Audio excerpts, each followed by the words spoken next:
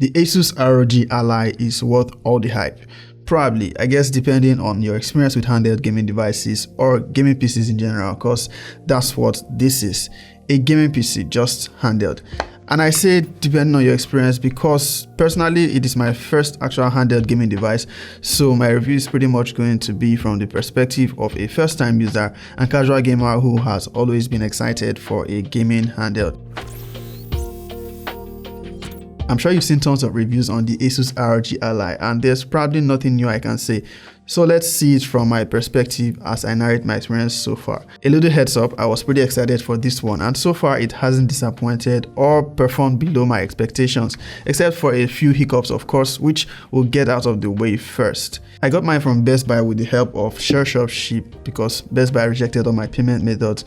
I spent a total of about $850, tax and shipping to Nigeria included. Now the price before tax is $699. I've had this since like the week it became available on the market.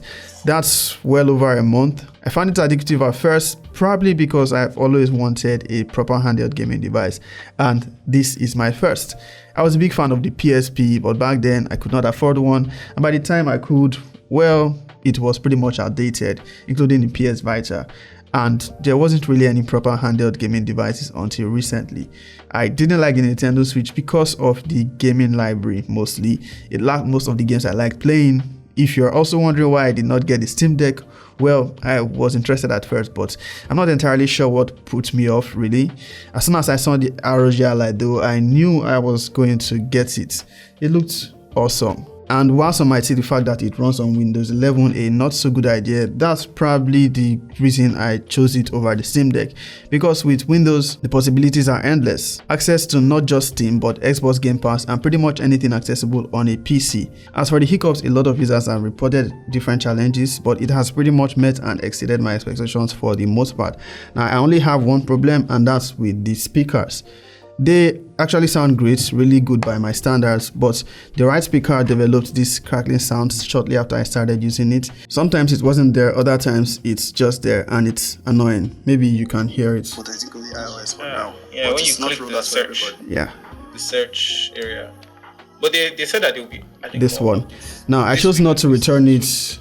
They will. They should. Let me stop that. Yeah, I chose not to return it, well, because I'm in Nigeria and I ordered from the US. The return process and shipping it back will take some time and I'd rather live with it. Can always use earbuds or headphones if it's inconvenient. Aside that, the only other problem I encountered was with Call of Duty Modern Warfare 2, and that I can't really attribute to the ROG Ally because it was a bug that didn't allow me progress past the second mission. I'm yet to find a fix for it. Now let's talk about the rest of my experience using the ASUS ROG Ally. I just realized I've not talked specs, so for the nerdy ones, here it is. The ROG Ally is powered by a Ryzen Z1 Extreme. There's a more affordable version with a lesser Ryzen Z1, but that's not yet available. It has 16 gigs of RAM and 512 gigs of SSD storage. Its GPU is on RDNA 3 architecture, and from my research, it is closest to an NVIDIA GTX 1650 in comparison. It can take an eGPU up to an NVIDIA RTX 4090. That will be beast mode. Its display is 1080p with 120Hz refresh rate, easily the best on current handhelds.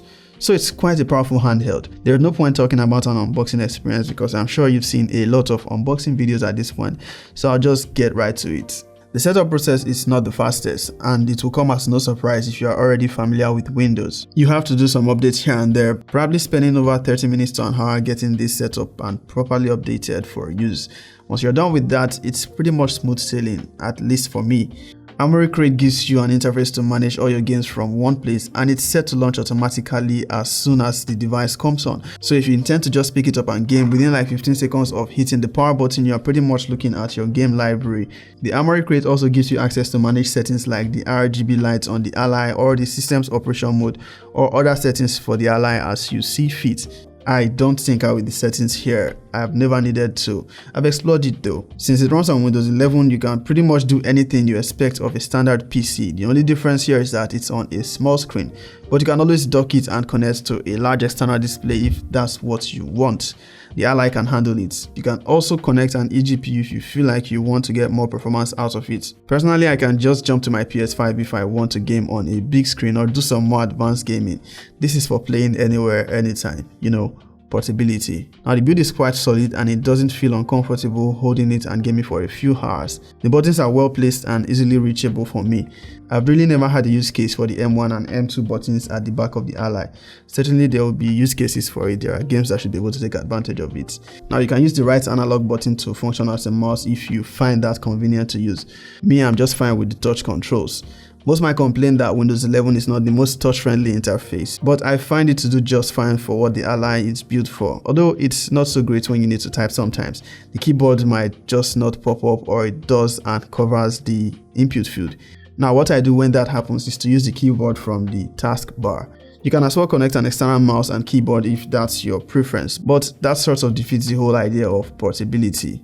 The power button of the ROG Ally is positioned at the top alongside the volume keys and its ports. The fingerprint scanner on the power button makes for easy signing. It works just fine in my experience. Now the design, I find it to be really good, and it is one that someone sees and instantly is attracted. Now since the Ally only comes in white, there might be concerns about it picking up stains easily, but they also come off easily if you wipe well enough, as long as it's not paint, that is. The stand that comes in the box of the ROG Ally, why not the premium kind, pretty much gets the job done. As you can see, I have been making use of it.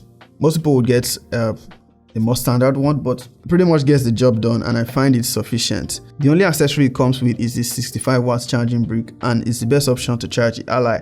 However, it isn't the type to detach cable. Some might see this as a disadvantage, but I actually prefer it like this. The battery life on the Ally is not the endurance kind. It's a 40 watt-hours battery.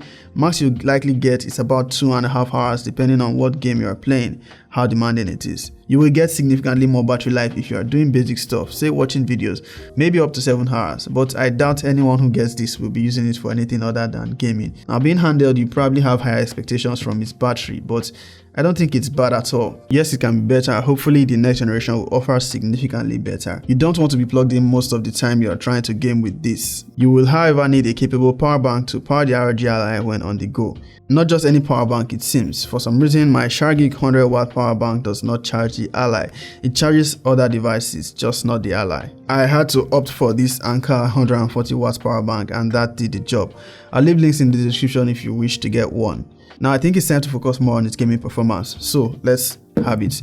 Now in my experience, it has handled every game I've thrown at it. Not exactly tried so many games, but the summaries, I'm satisfied with the performance so far. I've mostly stuck with old favorites and a few recent titles. Not quite at mass graphics performance, as that would be expected too much even for high-end gaming PCs. And the good thing about PC gaming is the fact that you have access to pretty much every game ever released. You definitely get the best performance on older games, and there's plenty to try out. Now as you move to more recent titles, you might start to lower your expectations slightly. Not that it can't handle them, but then you may need to play at the recommended settings, as they might be more demanding. Now as a casual gamer, I've really not tinkered with the game settings for every game I've installed, as I've been satisfied with how the games run. Except for GTA 5, which I noticed the resolution at default was set to 720p, so I increased it to 1080p. I play games like FIFA 23 quite well, no performance issues. The most demanding game I've installed for now is Call of Duty Modern Warfare 2, which comes with Warzone installed, so you can go online if you love multiplayer. I'm more of a single player campaign kind of guy. I love games I can play anywhere, anytime, regardless of the state of my internet connection. Now pardon me if I don't talk much about frame rates. Like I mentioned before, I'm more of a casual gamer. Now the gaming performance when off the charger is still great, although when plugged in it's set to turbo mode, so that's when you get the best performance on any game. When on battery power, it's on performance mode.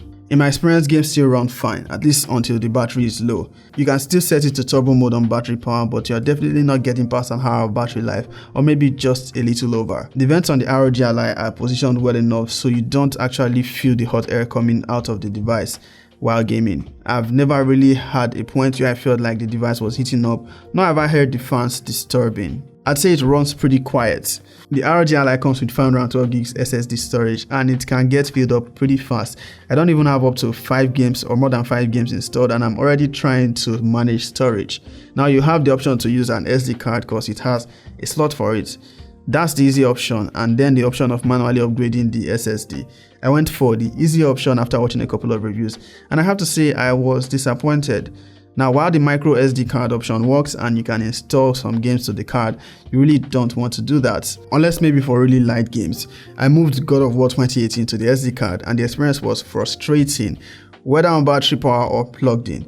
The game was pretty much unplayable. I didn't even bother trying it with other games. Okay, forget that. I was wrong. That was my initial experience, so I'm basically needing to refilm this part. After a couple of updates, it seems to be working fine. I'm playing God of War from the SD card and it's working better. It's no longer unplayable. Not as good as when it's stored to the internal storage, but good enough and it's playable. But something actually happened. The ROG Ally no longer detects the SD card, but when I put it into a card reader and used a USB-C hub connected to the ROG Ally through its USB-C port, it detected the SD card and ran the game quite well from there.